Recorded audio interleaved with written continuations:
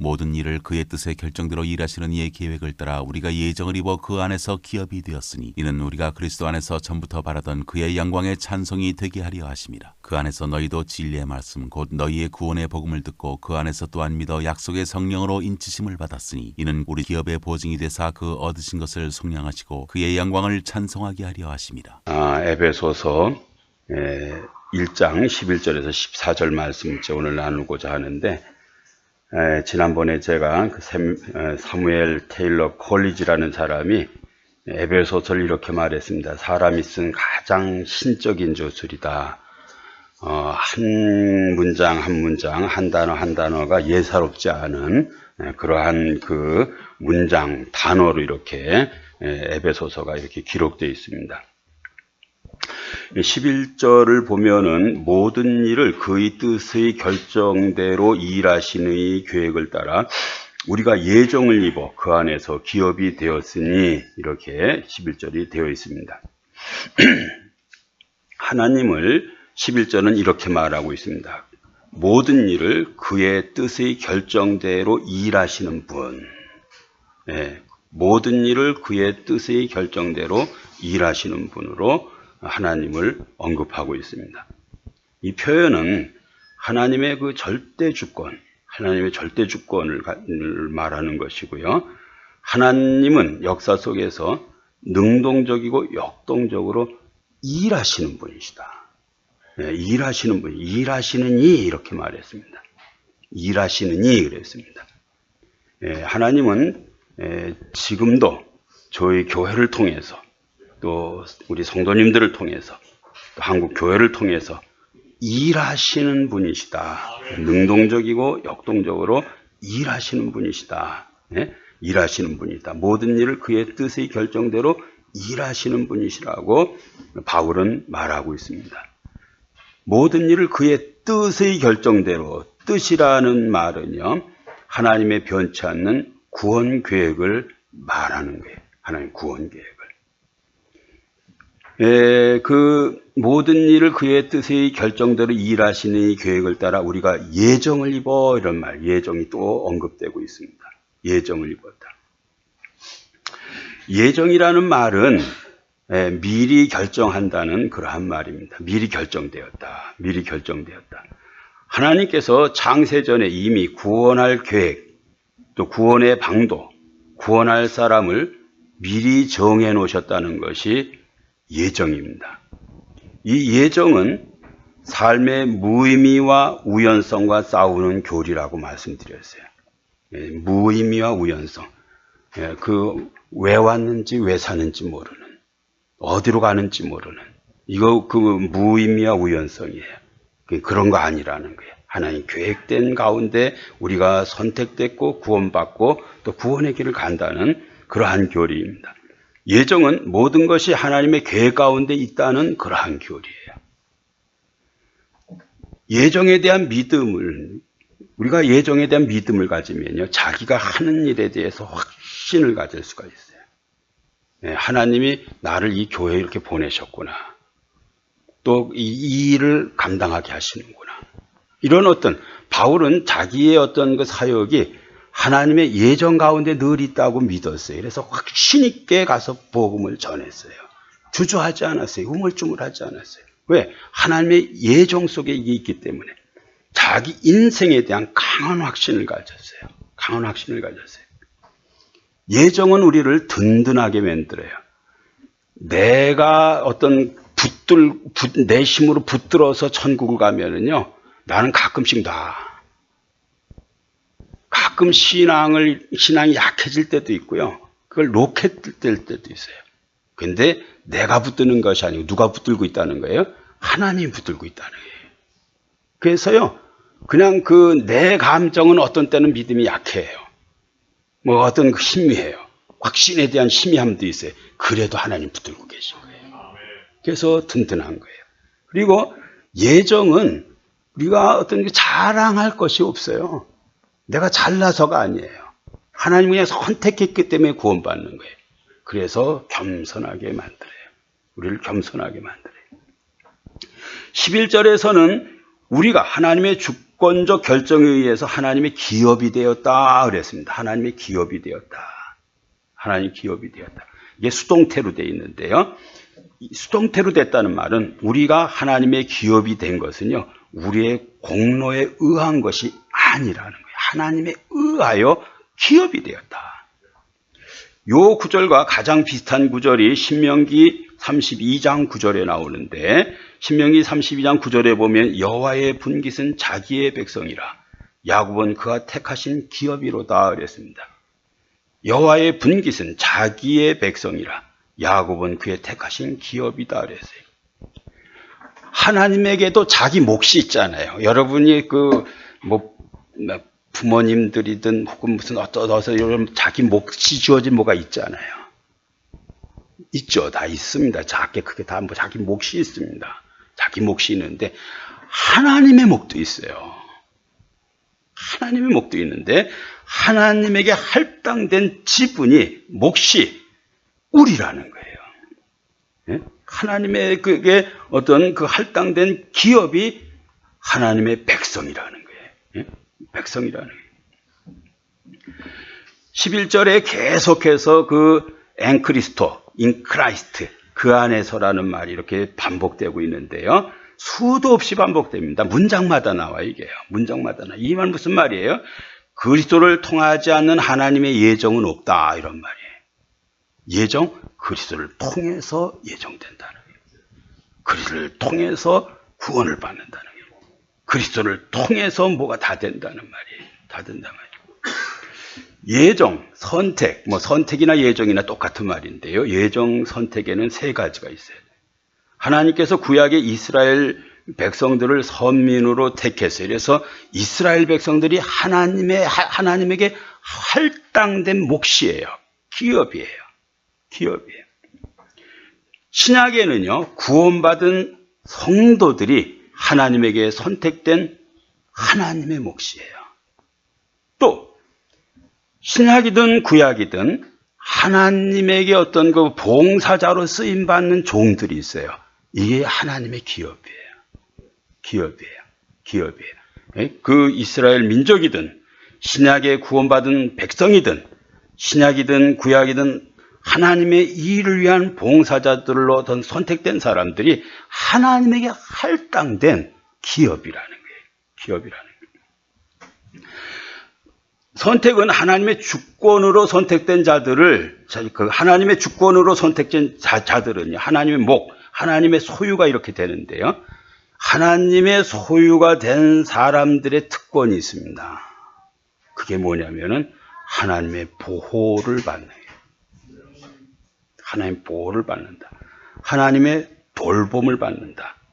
하나님의 지원을 받는다. 하나님의 공급받는다.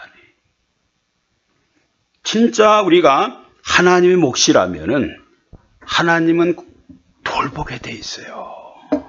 돌보게 돼 있어요. 여러분이 하나님의 자녀라면은 하나님이 돌보게 돼 있어요. 우리가 다 이렇게 이제 교회 나올 때 다 천만 걱정이 그냥 천근만근이에요. 그냥 다 걱정 들고 나오죠. 제일 큰 걱정이 뭔 걱정이에요? 돈 걱정이죠. 근데 예수님 말씀했어요. 그건 이방인들이 하는 거다. 그 이방인들이 하는 거다. 네가 하나님의 자녀라면은 공중의 새를 봐라. 들의 백합화를 봐라. 저런 것들도 먹이고 입히는데 너일까 보냐 그랬어요. 너 내가 돌본다. 내가 너한테 공급한다. 지원한다. 보호, 돌봄, 지원, 공급. 이게 누구에게 있어요? 선택된 사람들에게 있어요. 하나님의 몫으로 정해진 사람들에게는 이러한 돌봄이 있는 거예요. 돌봄이 있는 거예요. 이러한 은혜가 여러분에게 충만하기를 주님의 이름으로 축원합니다. 하나님의 돌봄이 있어요. 다 사라진다니까요. 살 수 있다니까요. 살 수 있습니다. 하나님 그렇게 공급하시고 지원하시고 돌보시고 보호하신다. 12절에 보면은 이는 우리가 그리스도 안에서 전부터 바라던 그의 영광의 찬송이 되게 하려 하심이라. 이게 3번 나와요. 1장에. 그 3번. 6절에도 나오고 12절에도 나오고 14절에도 나오고 영광의 찬송이 되게 하려 한다고. 얼마나 이게 어떤 거 중요하면 계속 반복하고 있어요. 여기 우리는 에베소 교회와 그의 동역자, 바울의 동역자를 포함한 모든 신자를 말해요. 이 사람들은 어떤 사람이냐면 하나님의 구원 계획에 따라서 부르심을 받고 그리스도 안에서 구속을 경험한 사람들을 말해요. 구원을 경험한 사람들이, 경험한 사람들. 우리 온 성도들이 하나님의 구속을 경험한 그러한 성도로 우리 교회가 그러한 어떤 성도들로 구성된 교회 되기를 바라요. 진짜 다 구속이 뭔 줄 아는 사람. 구속이 뭔 줄 아는 사람. 6절 그의 은혜의 영광을 찬송하게 하려는 것이라. 12절 그의 영광의 찬송이 되게 하려 하심이라. 똑같아요. 똑같은 말이에요. 이 표현은 신자가 하나님을 위한 삶의 목적과 방향을 제시해. 우리가 어떻게 살아야 되는가? 어떻게 살아야 되는가 할 때 하나님의 찬송이 되려고 해야 된다는 거예요. 찬송된 삶을 살아야 된다. 찬송된 삶을 살아야 된다. 찬송된 삶을 살아야 된다. 먼저 찬송은요, 하나님께서 이루신 구속 역사를 기억하고 그분의 위대함과 선하심을 찬양하는 거예요. 하나님이 누구인지, 그분이 행한 일이 얼마나 위대한지, 내가 받은 복이 얼마나 큰 것인지를 깨달으면요, 자연스럽게 나오는 것이 감탄이에요. 그리고 찬양이에요. 찬양이에요. 하나님이 누구신지를 자꾸 묵상을 해보면은, 또 그분이 행하신 일이 얼마나 위대한지를 내가 알면은, 또 내가 하나님으로부터 받은 복이 얼마나 큰지를 알면은, 그때 그냥 터져 나오는 게 탄성이에요. 그냥 감사가 나오게 돼 있고, 감탄이 나오게 돼 있고, 찬양이 나오게 돼 있어요. 찬양이 나오게 돼 있어요. 그러므로 모든 신학적 결론도 찬송이고요. 믿음의 삶의 궁극적 목적도 찬양이에요. 우리가 모든 일을 다 해놓고 마지막에 할 일이 찬양이에요. 다 하나님에게 영광을 돌리는 거예요. 영광을 돌리는 거예요. 청교도들이 찬양을 어떻게 이해를 했는지를 제가 이렇게 인용을 좀 해왔어요. 토마스 구딘이라고, 제가 그 케임브리지에서 그 생활을 오래 했는데, 우리 한인교회가 사용하던 그 교회가 1000년도 넘은 교회예요. 근데 거기에 보면 1000년 동안 목회자 이름이 그 나무 목판에 쫙 써 있어요. 근데 거기에 토마스 구딘이 있어요. 그 세계 아주 그냥 그 영국에서 뛰어난 청교도들이 목회했던 그러한 장소예요. 그런 장소예요. 토마스 구딘이 이런 얘기를 했습니다.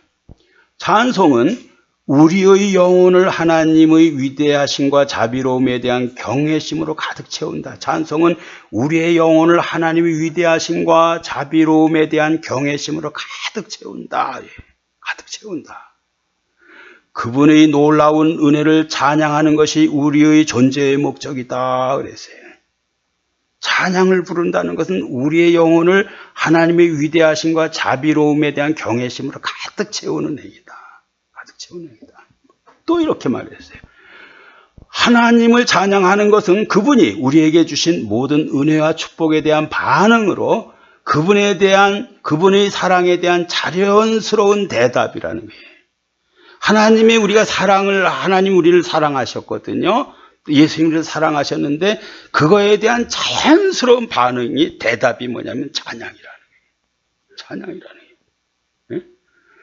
그냥 예수 그리스도가 어떤 일을 하셨는지, 하나님이 어떤 일을 하셨는지 하면은요, 벌떡 일어서게 돼요. 손을 들고 해서 찬양을 하게 돼요. 찬양을 해요. 그분이 진짜 뭔 일을 했는지를 진짜 안다면은 일어서게 돼요. 찬양을 하게 돼요. 찬양을 하게 돼요. 리차드 백스터라는 청교도 이런 말을 했습니다. 하나님을 찬양하는 것은 우리의 영혼을 하나님에게 집중시키는 가장 고귀한 방법이다.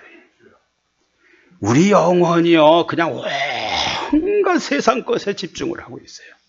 그걸 하나님에게 집중을 해야 되는데 그 집중하는 방법이 찬양하는 거라는 거예요. 찬양을 하는 것이 우리의 영혼을 하나님에게 집중시키는 가장 고귀한 방법이다. 복귀한 방법이에요. 제일 옛날에 우리가 은혜 생활할 때는요, 그냥 찬송을, 뭐 우리 집 사람도 그랬어요. 그냥 1시간씩 부르고 2시간씩 부르고 혼자 그냥. 1시간씩 계속 뭘 하는 거예요, 그게요. 하나님의 위대하신가 자비로움에 대한 경외심을 내 영혼에 채우는 거예요. 내 영혼에 채우는 거예요. 우리 영혼을 하나님께 집중시키는 거예요.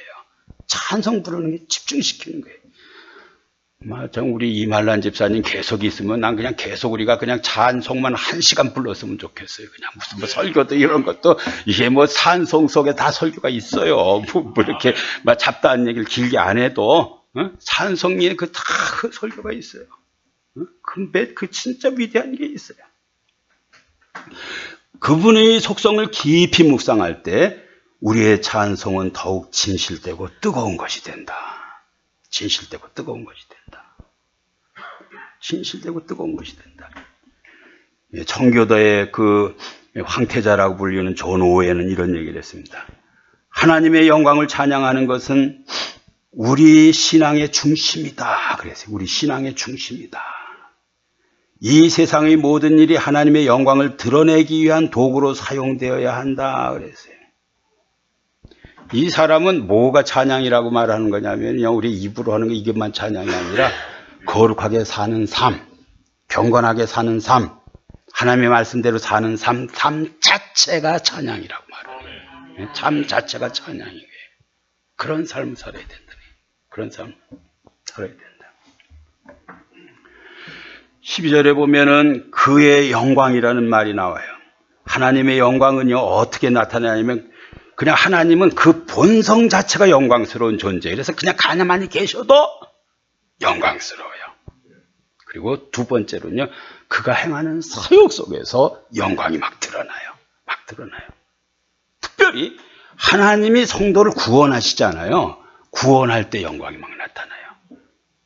여러분이 구원에 동참하면서 어떤 사람이 막 바뀌기 시작하는 거예요. 그냥 뭐 깡패 기믹도 같은 사람이 그냥 성자가 막 되고, 거칠게 어떻게 험한 욕하고 막 이런 사람들이 양같이 순한 사람 다 바뀌면서 거기에 하나님의 영광이 막 드러나는 거예요. 막 드러나는 거예요. 이런 역사가 우리에게 있길 바라요.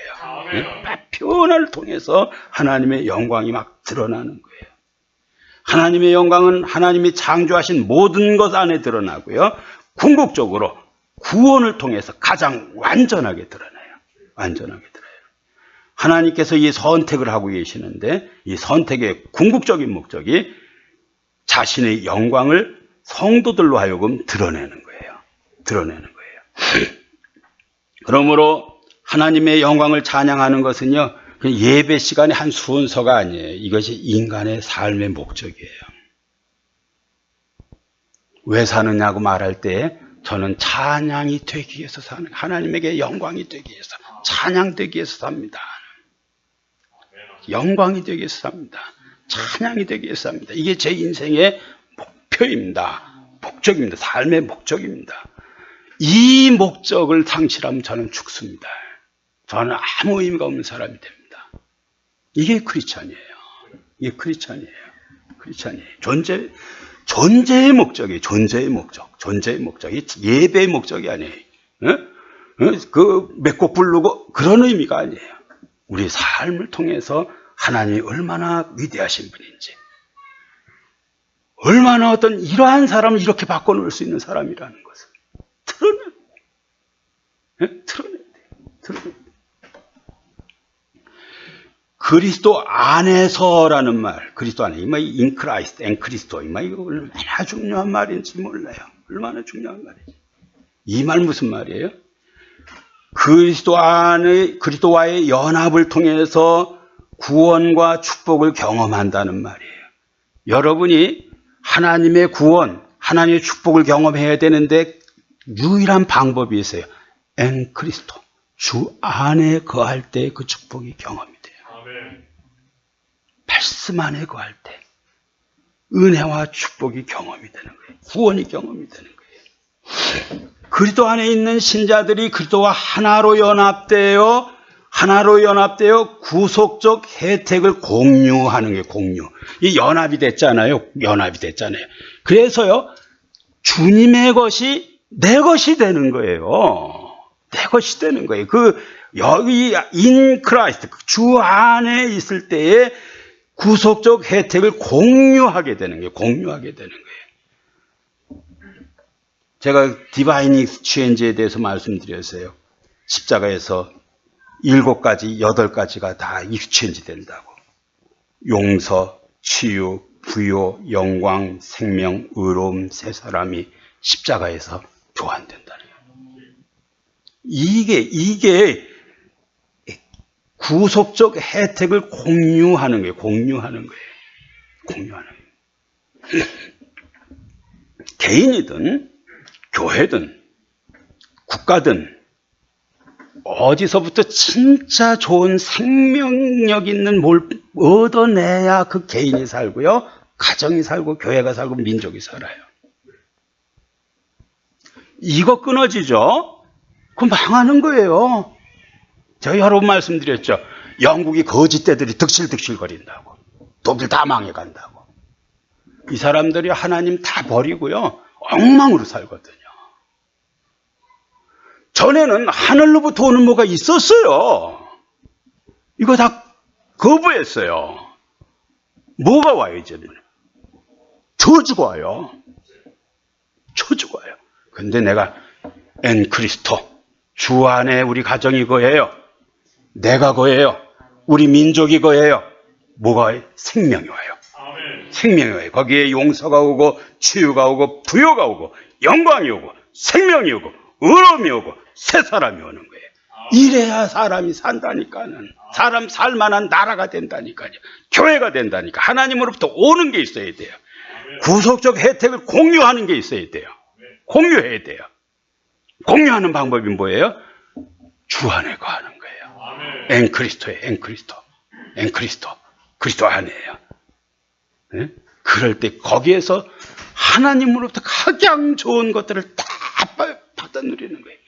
제가 그 청교도들의 어떤 이야기를, 청교도들의 어떤 글들을 계속 지금 오늘 또 후에도 인용할 텐데, 이 사람들 다 영국 사람들이에요. 이 조상들은요, 그냥 이 세상에 온 것을 예수 믿기 때문에, 예수 믿으려고 온 사람 같이 산 사람들이에요. 응? 그냥 다른 목적이 하나도, 그냥 이 세상에 왜 왔냐, 나 예수 믿으러 왔어요. 이게 영국 사람들이에요. 조상들이. 세계 지배에서 이 사람들이요. 이걸 다 버렸어요. 다 버렸어요. 여러 안 좋은 소식들이 얼마나 많은지 몰라요. 얼마나. 구속적 혜택을 공유하는 그러한 일들이 여러분에게도 있기를 주님의 이름으로 축원합니다. 축원합니다. 축원합니다. 하나님으로부터 뭐가 자꾸 와야 돼요. 뭐가 와야 돼요. 하나님으로부터 와야 돼. 뭐가 와야 돼. 그런데 여러분이 주 안에 거할 때 그게 오는 거예요. 좋은 것들이 와요. 살 길이 막 열려요. 힘이 생겨요. 치유가 일어나요. 회복이 일어나요. 재통일이 일어나요. 재회복이 일어나요. 살게 돼요. 자꾸. 일어납니다. 13절에 보면 그 안에서 너희도 진리의 말씀 곧 너희의 구원의 복음을 듣고 그 안에서 또한 믿어 약속의 성령으로 인치심을 받았으니 그랬습니다. 그 안에서, 이게 또 인크라이스트예요. 이것도요. 인힘. 그 안에서 구원의 경험은 그리스도 안에서 그저와의 연합을 통해서만 이루어진다는 그러한 말이에요. 구원 어떻게 경험되는가? 그리스도 안에서 그저의 연합을 통해서 이루어져요. 아주 구체적으로 연합 어떻게 하는가 제가 말씀드리면요. 여러분이 성경 구절을 암송하는 거, 그리고 그 암송한 말씀대로 인도받아 사는 거, 이게 인크라이스트의 가장 어떤 그 현실적인 구체적인 어떤 방법이에요. 어딜 다닐 때는 막 성경 한 구절 얼른 써가지고 손에 쥐고 다니면서 외우고 그 말씀에 의지해서 다니는, 그 말씀에 거기에서 구원 경험이 일어나요. 구원 경험이 일어나요. 여기에 보면은 곧 너희의 구원의 복음을 듣고 그 안에서 믿어 약속의 성령으로 인치심을 받았다 그랬습니다. 듣고 믿어, 듣고 믿어. 이게 바울 신학의 중요한 사상 중에 하나예요. 바울은 우리가 구원이 어디서 시작되냐 할 때 들음으로 시작된다고 말해요. 들음으로 믿음이 생겨나고 그게 구원을 받는다. 그래서요, 자꾸 여러분이 생명의 말씀을 자꾸 들어야 돼요. 자꾸 들어야 돼요. 굉장히 어려운 일 생기잖아요. 여러분 향하던 짐이 꽉 눌러버렸잖아요. 이럴 때일수록 여러분을 살리는 희망을 주는, 소망을 주는 메시지를 자꾸 들으러 다니셔야 돼요. 자꾸 들으셔야 돼요. 그래야 산다니까요. 응? 그래야 산다니까요. 응? 들음으로써 믿음이 생겨나고 구원을 받게 돼요. 로마서 10장 17절에 그러므로 믿음은 들음에서 나며 들음은 그리스도의 말씀으로 말미암았느니라 그랬어요. 말미암았느니라. 김재권 장로 그분이 그냥 부도가 나가 그냥 이자를 1,000만 원씩 매달 내고 그냥 되는 일 하나도 없고 할 때 너무 공황장애 가지고 운전도 못하고 난리신데 이 사람이 1년 내내 자기한테 소망 주는 얘기하는 사람 얘기만 들으러 다녔다는 거예요. 다 기도원 가가지고 말씀 들으러 다니고, 응? 자기에게 소망 주는 얘기, 소망 주는 사람 얘기를 자꾸 들으러 다녔다는 거예요. 굉장히 중요한 거예요. 들음에서 믿음이 나오고 믿음이 구원을 해요. 그 사람을요. 구원을 해요. 구원을 해요. 이 약속의 성령이라는 것이 있습니다. 약속의 성령은 구약에 약속하신 성령, 그 구약의 약속에 의하여 오신 성령을 약속의 성령이라고 바울은 말하고 있어요. 특별히 요엘서 2장 28절에서 29절에 보면 그 후에 내가 내 영을 만민에게 부어주리니 너희 자녀들이 장래일을 말할 것이며 너희 늙은이는 꿈을 꾸며 너희 젊은이는 이상을 볼 것이며 그때 내가 또 내 영을 남종과 여종에게 부어줄 것이며 그랬습니다. 이게 요엘이라는 사람이 그 옛날에 이런 예언을 해놓은 거예요. 그 후에 내가 내 영을 만민에게 준다. 성령을 만민에게 준다 그랬어요. 오순절날 성령이 임했어요. 그래가지고 방언을 하고 막 저도 그 군대에서 은혜를 받고는 그냥 그 진짜 그냥 그 말만 하면 방언이 나와가지고 그냥 살 수가 없어. 그냥 뭔 말을 하면 방언이 터져 나오고 기도를 그냥 한나절씩 하고요. 그냥 막 방언으로 막 그냥 그런 식으로. 그러면 옆에서 보면은 어떻게 그 정상으로 안 보여요 그거요. 어? 정상으로 안 보여요. 그러니까 술 취했다 그랬어요. 베드로가 술 취한 게 아니고 요엘이 약속하신 성령을 받은 것이라고 말했어요. 요엘에게 약속한 성령을 받은 것이라고. 하나님의 말씀을 듣고 깨닫고 믿게 하는 것. 누가 해요? 성령이에요. 제가 아무리 이렇게 막 준비하고 막 이렇게 큰 소리로 막 이렇게 해도요, 아무 일도 안 일어나요. 아무 일도 안 일어나요. 근데 성령이 역사하시면 일어나요. 성령의 역사는 일어나요. 사도행전 16장에 보면요, 빌립보 성에서 그 바울이 이제 그 복음을 전했어요. 그 어딜 갔냐면은 여자들이 빨래하는 빨래터를 찾아갔어요. 그때 많은 여자들이 이렇게 모여 있었어요. 사도행전 16장 13절에 안식일에 우리가 기도할 것이 있을까요? 문 밖 강가에 나가 거기 앉아서 모인 여자들에게 말하는데, 여러 여자들이 모여 있었어요. 그 말에, 거기에서 이제 바울이 말해요. 두아디라시에 있는 자색 옷감 장사로 하나님을 섬기는 루디아라는 한 여자가 말을 듣고 있을 때 주께서 그 마음을 열어 바울의 말을 따르게 하신지라 그랬어요. 여러 여자들이 빨래하고 있었는데 다 들었어요, 바울의 말을요. 근데 오직 한 사람 루디아의 마음을 주께서 열었다 그랬어요. 설교자가요 100번 얘기해도 주께서 여는 일이 없으면 아무 일도 안 일어나요. 그래서 설교자는 원고를 다 만들어 놓고 뭘 해야 돼요? 기도해야 돼요. 기도해야 돼요. 여러분은 말씀을 받기 전에 기도해야 돼요. 기도해야 돼요. 주께서 마음을 열어 바울의 말을 따르게 했다는 게, 요 구절이 빌립보 교회를 탄생시켰어요. 그 신약에 그냥 여러 교회들이 나오는데 가장 모범적인 교회 중에 하나가 이 빌립보 교회예요. 빌립보 교회예요. 이게 이 주께서 루디아의 마음 문을 열어서 시작한 교회예요. 이게요. 성령이 하는 일이에요. 성령이 하는 일이에요. 성령이 하는 일이에요. 그래서 성령의 역사가 필요해요. 성령의 역사 없이는 주를 믿을 수가 없어요. 제가 예영수 총장 그분 간증을 이렇게 된 누구를 이제 억지로 이제 전도를 해가지고 김삼환 목사님 교회를 같이 데리고 왔다는 거예요. 그날 그 새벽인가 무슨 그 집회 그 예배 시간을 이제 전도해서 데리고 왔는데 그날 따라 그 목사님이 설교를 엄청 못하더라는 거예요. 엄청 이게 죽었구나 이래. 그랬는데 그 사람이 그 죽순 설교를 듣고 예수 믿었다는 거예요. 그러니까 이게 참 설교자가 바보가 되는 거예요. 네 능력으로? 네 생각으로 아니. 너 죽어도 내가 역사하면 돼. 네 죽어도 내가 역사하면 돼. 그런 게 있다니까요. 성령이 하면 되는 거예요. 성령이. 고린도전서 12장 3절 그러므로 내가 너에게 알리노니 하나님의 영으로 말하는 자는 누구든지 예수를 저주할 자라 하지 아니하고 또 성령으로 아니하고는 누구든지 예수를 주라 시인할 수 없느니라 그랬어요. 성령이 마음을 열어야 돼요. 성령이 감동을 줘야 여러분이 움직이게 돼 있어요. 움직이게 돼 있어요. 이러한 체험은 오늘날도 가능하고요. 이러한 체험을 해야 되고요. 이러한 체험을 하면 우리가 변화를 받게 돼요. 청교도들의 성령 체험 기록을 좀 제가 코테이션을 해왔는데요.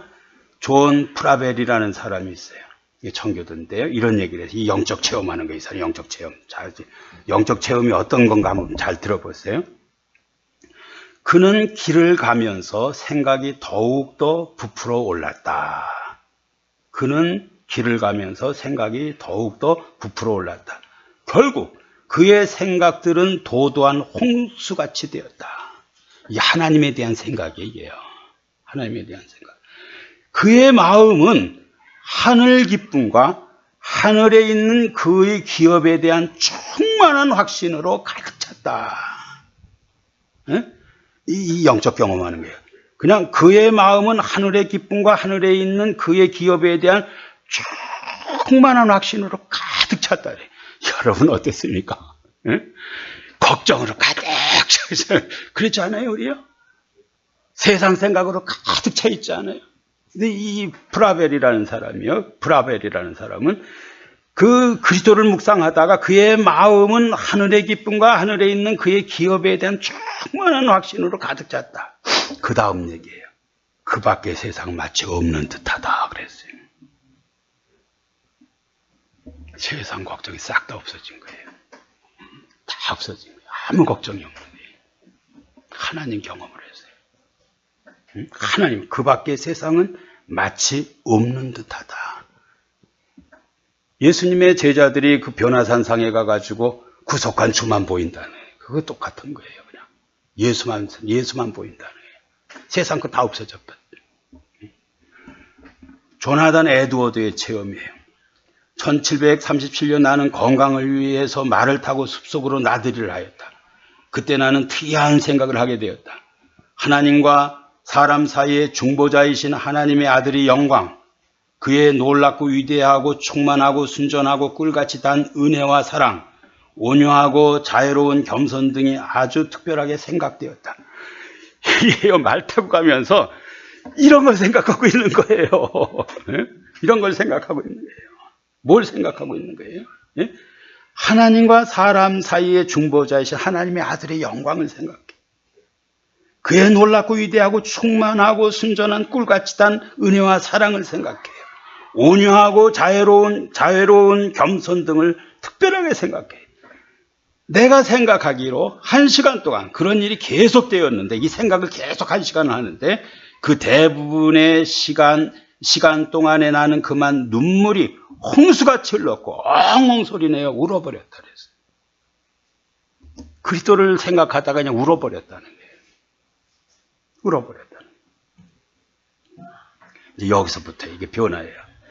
내 영혼이 표현할 수 없을 정도로 비워지고 소멸되는 것을 느꼈고 나는 마치 그것들이 먼지에 불과한 것처럼 느꼈다. 그래서 이 사람도요, 세상 걱정이 다 없어져버리는 거예요.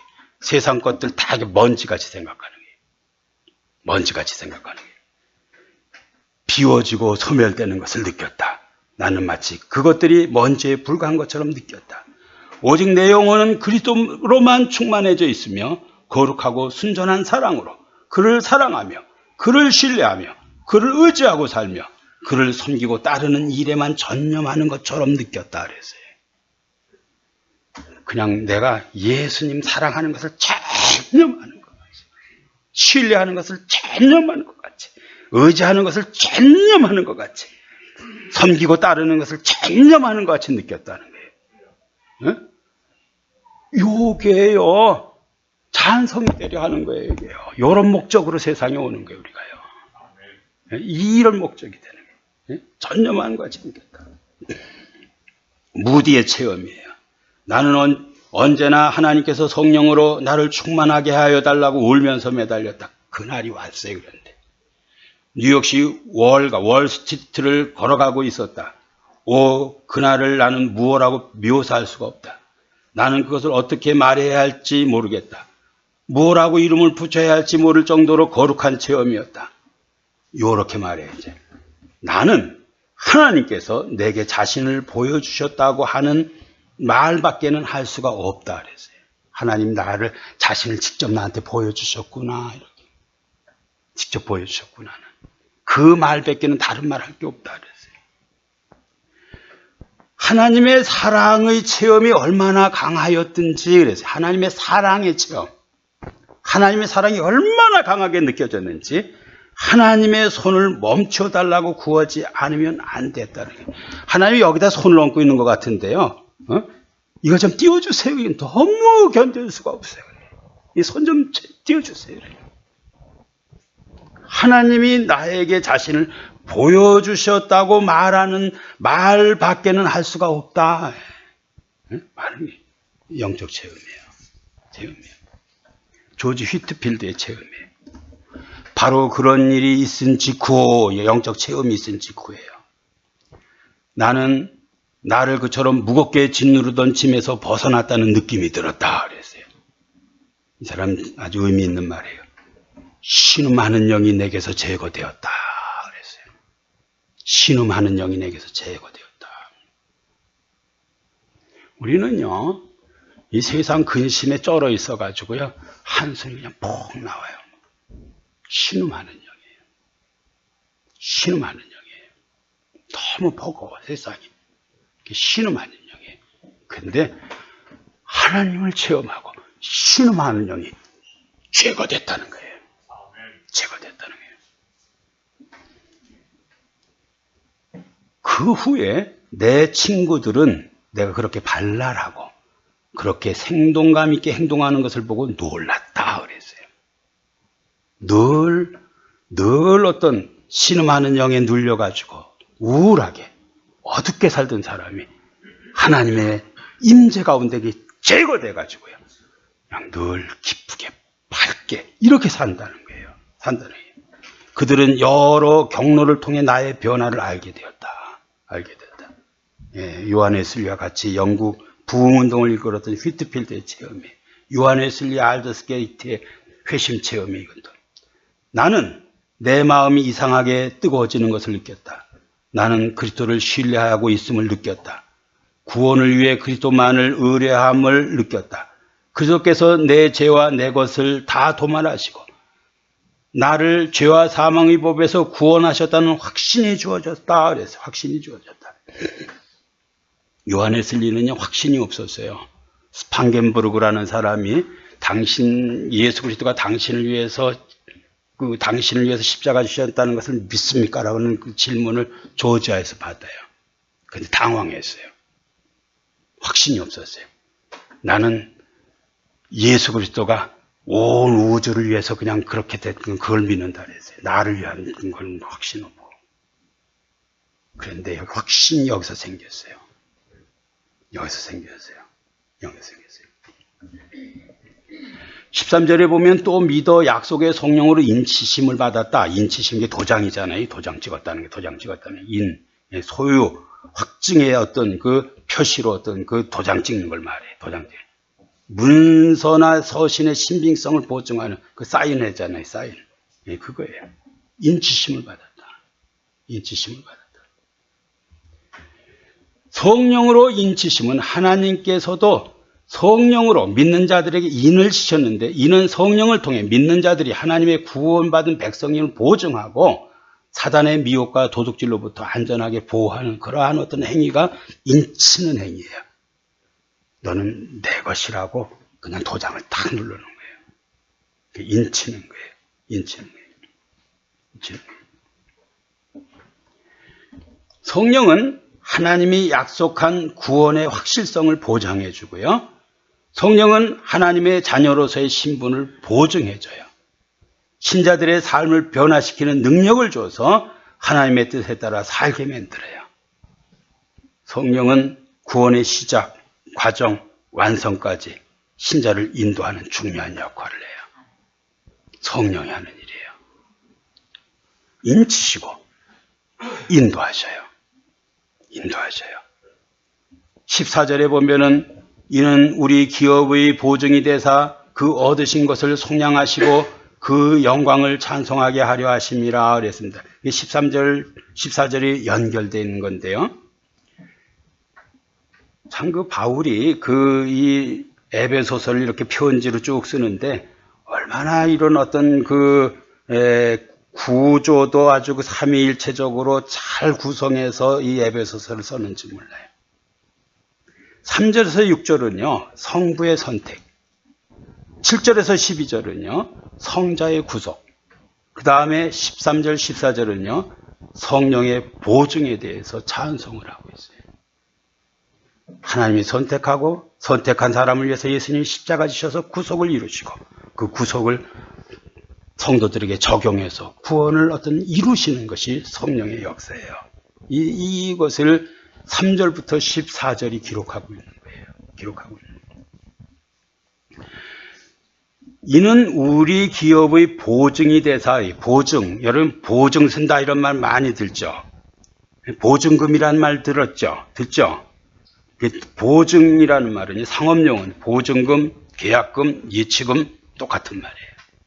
똑같은 말이에요. 어떤 사람이 땅을 산다고 할 때 땅값의 일부를 지급하고 후에 나머지 금액을 완불하겠다는 약속으로 지급한 계약금이 이게 보증금이에요. 그게 보증이에요. 계약금, 예치금, 보증금 똑같은 말이에요. 하나님께서요, 성령을 자녀들에게 주셨는데 이 성령이라는 게 뭐냐면은 보증금, 예치금, 그 다음에 계약금이에요. 성령이. 여러분에게 성령을 주셨어요. 성령을 주셨어요. 그 다음에 이제 그 잔금을 또 줘야 되잖아요. 잔금이 뭐냐면요, 내세에 완성된 하나님의 나라예요. 영광된 하나님 나라예요. 여러분에게 어떤 성령을 주셨다는 것은요, 계약금을 준 거예요. 그 다음에 나중에 여러분 잔금을 받아야 되는데, 잔금이 뭐냐? 그게 영원한 천국이에요. 천국이에요. 예? 하나님의 기쁨과 축복이 충만한 세계. 이게 잔금이에요. 예? 여러분이 성령을 받아서 예수를 믿는다는 말은요, 뭔 말하고 똑같은 말이냐면은, 하나님의 기쁨과 축복이 충만한 세계에 들어간다는 말하고 똑같은 말이에요. 하나님의 복락에 대한 보증이에요. 보증이에요. 네? 보증이에요. 성령의 인치심과 보증은요, 완벽해서 지금 우리가 이 땅에서 누리고 있는 갖가지 은총은 물론, 지금 이제 예수 믿고 은총을 받고 기도 응답도 받고 또 마음의 위로도 받고 세상에서 소망도 갖고, 이거는요 보증금이 온 거예요. 보증금이 온 거예요. 잔금이 와야 되잖아요. 잔금 뭐예요? 이게 하늘의 영광이에요. 하나님 나라의 영광. 이걸 받을 거라는 거예요. 이걸 받는다는 거예요. 이걸 받는다는 거예요. 여러분들은 이미 예수를 믿음으로써요, 그 보증금조로 성령을 받은 사람이에요. 보증금으로 성령을 받았고, 이제 장금으로 하나님 나라의 영생 복락을 받아 누릴 그러한 사람이 된 거예요. 그 말을 지금 바울이 하는 거예요. 이는 우리의 기업의 보증이 되사 그 얻으신 것을 속량하고 그 은혜의 그 영광을 찬송하게 하려 하심이라. 이렇게 그 14절이 기록되어 있어요. 고린도후서 1장 21절 22절에 보면은 우리를 너희와 함께 그리스도 안에서 굳건하게 하시고 우리에게 기름 부으신 이는 하나님이시니 그가 또한 우리에게 인치시고 보증으로 우리 마음에 성령을 주셨느니라 그랬어요. 인치시고 보증을 우리 마음에 성령을 주셨다. 인치시고 보증으로 우리 마음에 성령을 주셨다. 인쳤다는 건 그냥 사인했다는 거죠. 도장 찍어줬다는 거예요. 그리고 보증, 예약금, 계약금 내. 그런데 그게 성령을 줬다는 거예요. 성령. 이제 잔금이 올 거예요. 잔금이 올 거예요. 그게 천국이에요. 이러한 어떤 은혜를 받은 사람이 할 일이 뭔가 할 때 바울은 그의 영광을 찬송한다는 거예요. 그 영광을 찬송한다는 거예요. 성령의 내주, 구속의 보증을 통해서 하나님의 영광을 경험한 하나님의 사람들이 삶과 예배를 통해서 해야 될 일이 그게 찬양이라는 거예요. 그게 찬양이라는 거예요. 네, 기도하겠습니다. 하나님 아버지, 오늘 에베소 1장 11절에서 14절 말씀을 통해서 우리 여러 가지로 아버지 도전하시는 것을 진심으로 감사를 드립니다.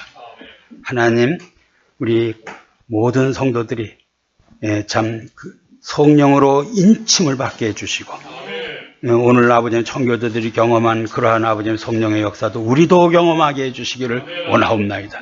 그러므로 말미암아 아버지 신음의 영이 우리에게서 떠나가게 하여 주시고 우리 마음이 이상하게 뜨거워져서 구원에 대한 확신을 갖게 하여 주시고 또 사명에 대해서 담대해지도록 은혜를 베풀어 주시옵소서. 감사드리며 예수님의 이름으로 기도하옵나이다. 아멘.